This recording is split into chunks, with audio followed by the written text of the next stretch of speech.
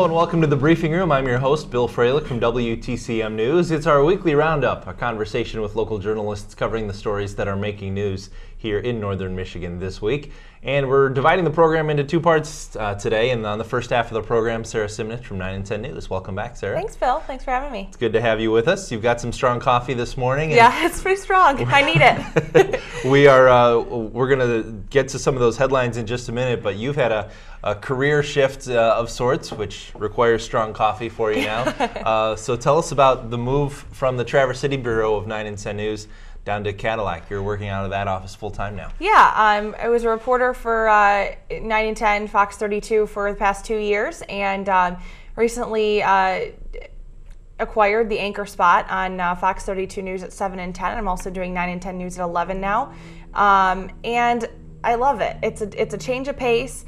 It's a little more predictable than everyday reporting, which I happen to like the change of pace. I think working with deadlines, for a couple years was fun and I enjoyed it. But now that I'm married and my husband's out of town a lot, I like the fact that I kind of know what I'm doing every day. And I also like the fact that I get to work with the reporters. I get to talk about their stories. I'm not just focusing on my story now. I'm focusing on everyone's, the whole, how we're compiling the newscast. So. And that means, for a large part, reporters will either talk to you or one of the producers and say, "Hey, look over my story." Yep. Feedback, critiques, edits, changes all along the way. Sure. Yeah. Whether it just be changing some wording here or there, or saying, "Can we put this soundbite here and move this there?" That it's a lot of fun. I think it's great to finally be a part of the anchor crew, and it's an adrenaline rush too. I think when you go do a newscast, especially like any job, when it's something that you love, it doesn't feel like work. So yeah. I'm really enjoying it, and we'll see what happens. But I think it's a lot of fun. Like I said, it's a good change of pace, and I like being in the Cadillac office because I'm getting to see my coworkers that I didn't get to see a whole lot in the bureau, and developing more relationships and things like that. It's only been a couple of weeks, so we can't really ask you if you miss Traverse City yet, but I do miss Traverse City. Okay. I do. Cadillac is beautiful, but I think as anywhere, when you get used to living somewhere, you get used to the stores, the restaurants, whatever it may be, things like that, and just really the general environment. I do miss Traverse City, but I can come up here for things like this, and come up on the weekends and things. I don't have a whole lot of spare time with work. I'm pretty devoted to that, but yes, I do miss Traverse City in long form. Well, let's talk about some of the big stories this week. One of them was kind of erupting just as you were making the transition. That was the Clinch Park water feature. We had the big grand opening celebration down at Clinch Park, and then the weekend of June 30th, things took a turn. Mm-hmm. Yeah. So tell us, give us your perspective on that, as this story is one of those that's kind of still ongoing. We're still waiting for a lot of answers. I think, when our reporter in Traverse City had talked to Russ Sawyering, the city planner, it was determined that the city opened the water feature without the proper permits, is what he had said. And they were told, open at your own risk. This is maybe not ready to go yet.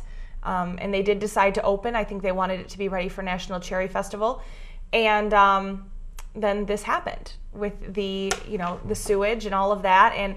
But then after the fact, the city said, it may have been better that we opened it because we learned of this problem. We learned that we had to fix it. So. Well, what strikes me about this, there's a lot of things that strike me as odd about this story, but I've talked to the DEQ, I've talked to the county health department, I've talked to the city planner's office, and especially with the DEQ and the health department, I'm getting different answers even this week.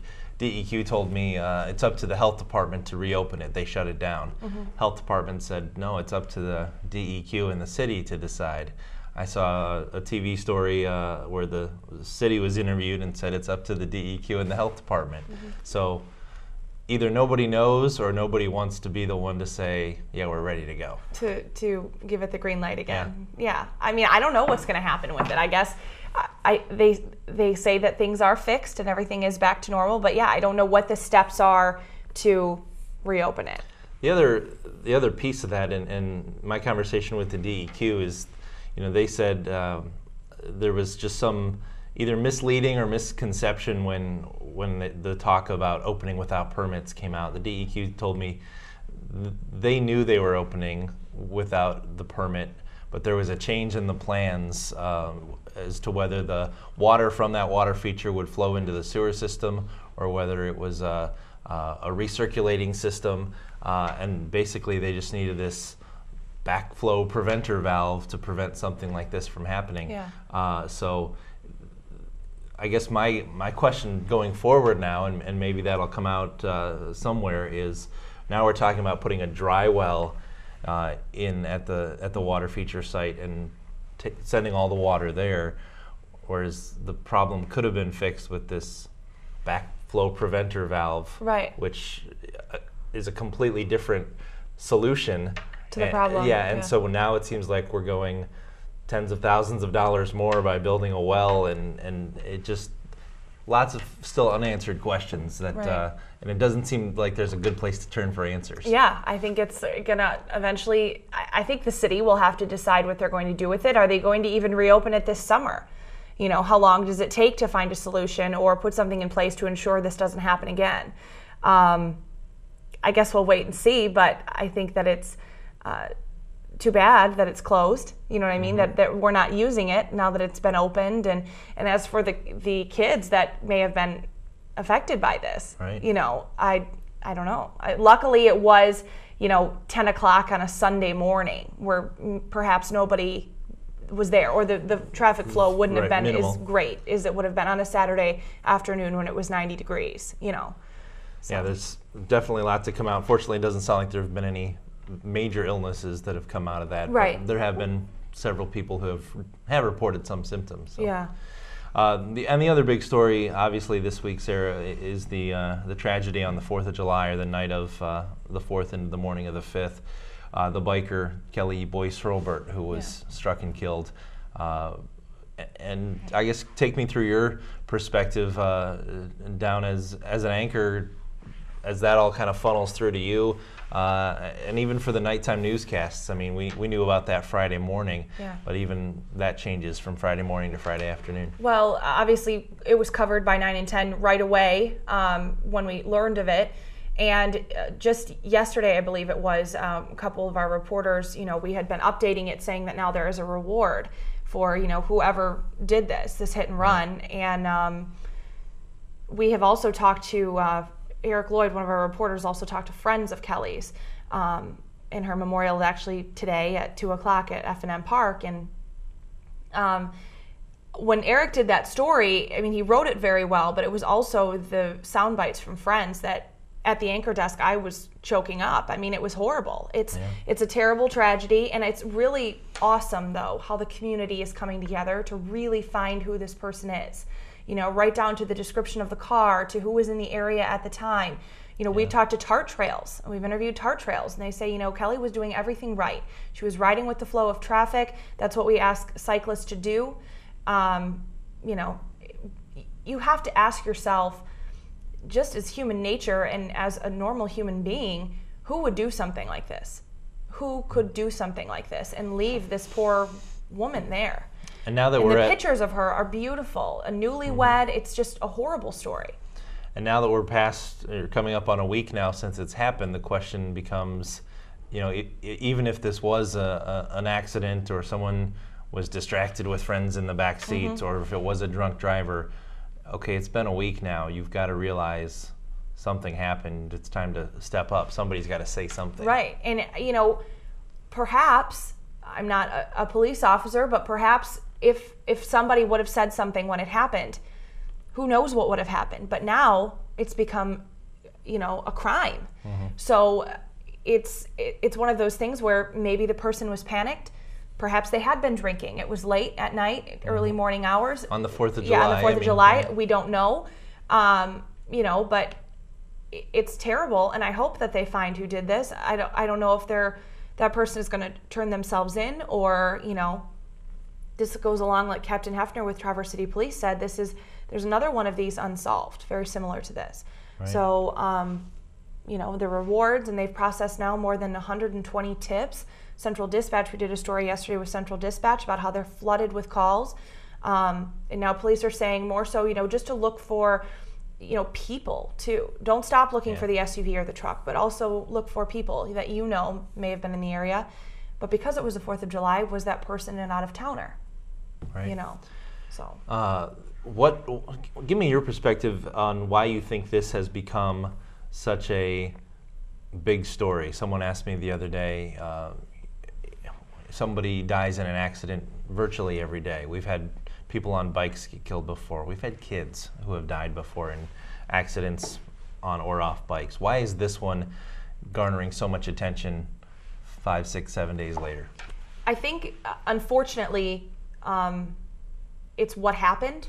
I think that, unfortunately, when police say Kelly was dragged behind the car, this was a brutal accident. It would be very similar to, a bad car accident where several people are killed. And I think because of the way she died and because her body was just found, in downtown. And I think because it's a small community. By the sounds of it, she was a waitress. Her husband was in a band that played at Kilkenny's that night in North Peak. And I think that they were kind of involved in the community. I think they had a lot of young friends. They were very active, from what I understand. Like, she rode her bike a lot. They were outdoors a lot. So I think that that's it. I think they knew a lot of people. And I think that that's what's bringing a lot of attention to it too, as well as how it happened. And you bring up an interesting point. Everybody deals with grief differently, as you know, covering these kinds of stories as we have. Some people, some families want nothing to do with the media. And as we've talked about on this show before, we respect that. We back off, right. and that's the end of the story. In this case, maybe it's because of the family and the friends surrounding this story, but they want to talk about it. They want to get the message out there that they want to find who's responsible for this. They want to get the word out that there's, as you said, an anonymous donor now has matched the reward for information. It's now $20,000 in this one case. I think that has something to do with it too, that they want to talk about this. They're willing to spread the word. It's important for them, and as one of the friends that we had interviewed said in a soundbite, he said, unfortunately, people are motivated by money. And could that be why there's 120 tips coming in? Could that solve it? Yeah. Could that solve this problem? You know what I mean? We now have TART trails coming out and saying, be safe out there. We have police who are being extra safe, telling cyclists what to do. But Kelly was doing everything right. So you have to wonder, it all comes down to who did it. Are we ever going to find this person? Yeah. Are any of these tips going to lead to something that's substantial? It also seems to have put people more on edge. A couple of the comments I've heard this week are, well, I'm going to start riding against traffic now so I can see what's coming. Mm-hmm. People have made that comment to me several times, and we just don't know where it goes from here. But there's a lot of people with just a little higher anxiety. Mm-hmm. I saw on Facebook yesterday a woman said, my kids are playing in the neighborhood on their skateboard, and this dark SUV just veered toward them, and I ran out there, but he sped off. And the comments after that were, call Silent Observer, call police. Right, yeah. This could be the same person. Mm-hmm. Everybody's just a notch higher on edge. But you have to wonder too, is that person even driving that car anymore? Yeah. You don't know. And that's what all is just a big question mark. And it was dark. So people are saying, well, I saw a dark colored SUV, but were there any witnesses to the accident? Did anybody really see what happened? Did they see, it was dark outside. Was it a black SUV? And now they're opening it up to silver. And like I said, police are asking that you not only look for a car, but for a person. Anyone that may have been leaving a bar. Acting strangely on Friday, right. Not going to work. Right. Yeah. So, and like I said, possibly an out-of-towner. We don't know. And police are following up on all of those tips. We're up to roughly 120 now. So, folks, if you've got any information, it's 947-TIPS, the Silent Observer tip line. Yeah. Well, Sarah, I want to thank you for coming in. I appreciate you making the trip up to Traverse City for us. Thanks, Bill. And we will be back in just a minute. Pat Sullivan coming up after the break here on The Briefing Room.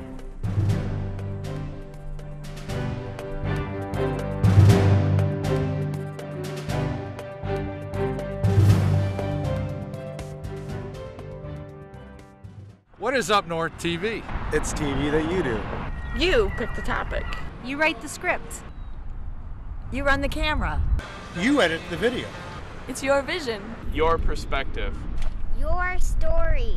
Commercial free. Free speech.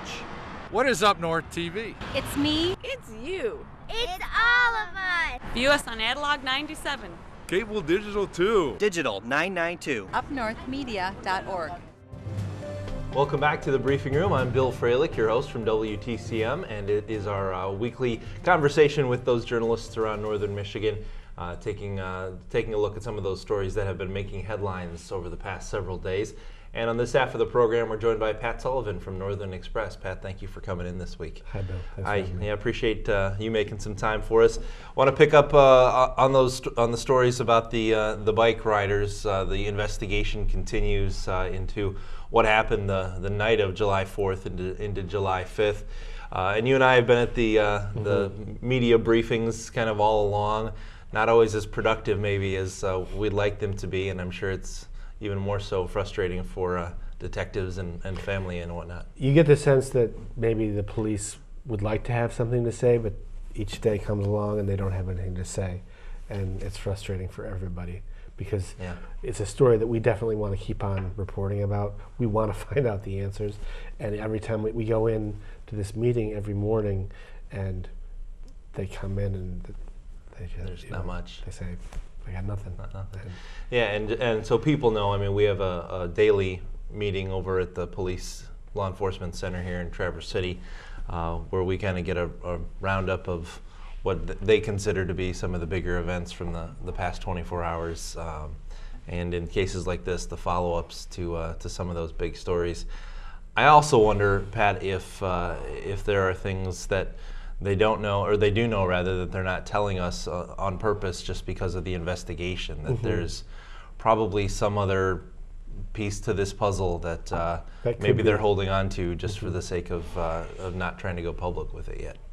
I hope that's the case. I hope that they have some development that they're sitting on. That, I mean, and that would be totally understandable if they were, if they needed to keep quiet about something in order to not let a suspect know that they were onto them, because we'd all love to see this come to a resolution.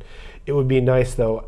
It seems like with this story, it seems like from the get-go, the police have relied on the public to come forward with tips. There's no question that they want anybody who was out there who saw anything that night, or anybody who saw somebody driving around with a car damaged, or anybody who noticed that their neighbor went out, and came, anybody who saw something suspicious, just whatever it could be, they're relying on that. So,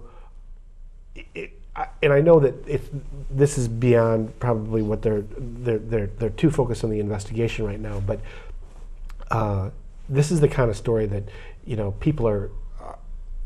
people want to find out about it, and you want this to be in the news every day. So if they could just come out and give us a little bit of information, just to kind of move the story along, so that we could say again, this is the latest, even a small couple of details, just to move it along so that it's so that it remains in the headlines.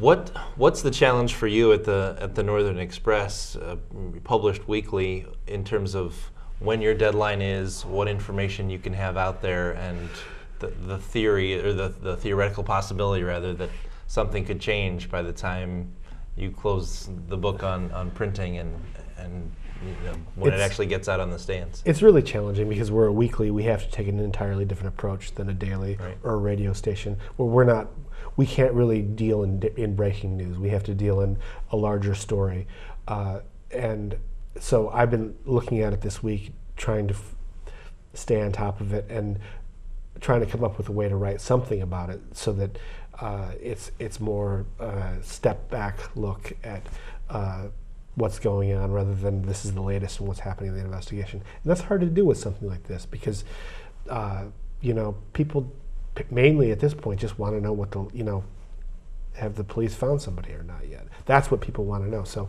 it is challenging. Yeah. What's your perspective on why this is such a big story that has drawn so much attention? And is it the fault or credit of us in the media for making it that way. We have somebody almost probably every day who dies in an accident. That's we true. have bikers who have been killed before, and not to minimize this loss in any way, but what makes this one a headline or a front page story, a top story, day after day after day for going on a week now? I think there's something about it that, and everybody who hears about it, there's something visceral about this, that it just immediately it's a huge story. I mean, last Friday, on July 5th when this happened, it was my day off.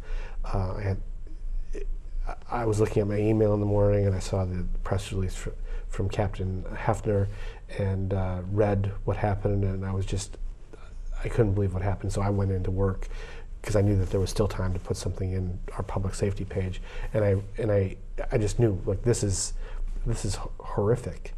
And I think the reason why is because it's a woman who is in a circumstance where she should be entirely safe. She's on a residential street that's supposed to be quiet. She's riding her bike next to the curb like she's supposed to, and she should be. We shouldn't have to be afraid when we're out on our bicycles. I think people can relate to that. Also, there's this question of, was this a drunk driver who? Both of these are totally horrible possibilities, but was this a drunk driver who did this and crashed into this woman because he was so drunk, or was this somebody targeting somebody, which is kind of the scarier alternative if that's the case. And I think people want to know that. And this wasn't the only incident of its kind. Even that same night, there was one up in Petoskey as well. Was it Daniel Adams of Petoskey was killed on a bike as well? I think it was the afternoon of the 4th, if I recall. Okay. Yeah, and he was on a bike path that had not yet opened to the public, but wasn't marked very well. And apparently there might not have been a stop sign. They're waiting to finish the path to put up a stop sign, but the bike path came up to a highway, and he drove into the highway, into the path of an oncoming car, and that's horrible also. That one, the driver didn't drive away. I don't think the driver's considered to be at fault. That one, it looks like it was just a horrible accident.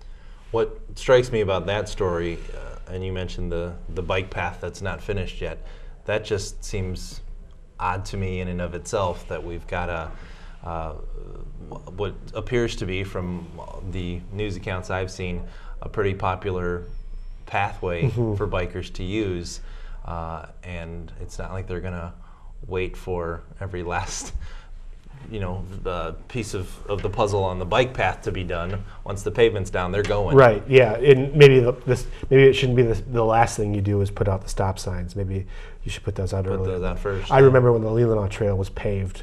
I think it was beginning of last summer, for the first time all the way between Sutton's Bay and there was a segment where between Sutton's Bay and Traverse City there was a segment that had been dirt, and then it was paved, and it was closed I was out there. Tons of people were out there. Before it was open, and so that is kind of scary, because if there's no stop sign at the road and you're going along and you're not paying attention, you could drive into traffic.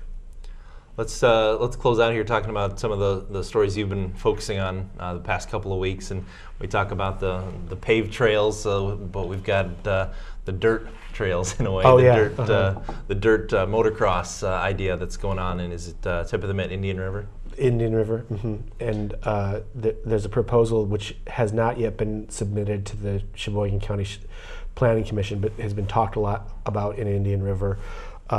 Plans have been drawn up, and the work has begun on the proposed property, which is, I think, about a half mile from the village proper of Indian River, where a world-class motocross dirt bike racetrack is proposed with that would host these national events. It was interesting. I didn't know this before I started reporting on the story, but the man who invented or developed Monster energy drinks grew up in Indian River, and he is a graduate of the high school there. He moved away and worked in the beverage industry, and made his millions. And now he's coming back saying, I want to give something back to my hometown. And a lot of people are like, yeah, that's great. Like, this is a challenged, this town is challenged economically. We need jobs. Businesses need more people coming in year round. So it's a great thing. And a lot of residents think that this is a horrible idea because it'll be noisy. He's locating it fairly close to where people live. And a lot of these people bought, property, some of them on Burt Lake, some of them in the woods, where I think that they thought the expectation was, this is rural, this is quiet, this is a wooded setting where, this is going to be a peaceful place for me to retire. So it's a balance of what are the rights of the property owner who owns this? It was a formal gravel pit where he's proposing to build the racetrack. What are his rights versus what are the rights of the people who bought property to live on and expected a quiet place to live? And we're still in the middle of that, right? That's not decided. I think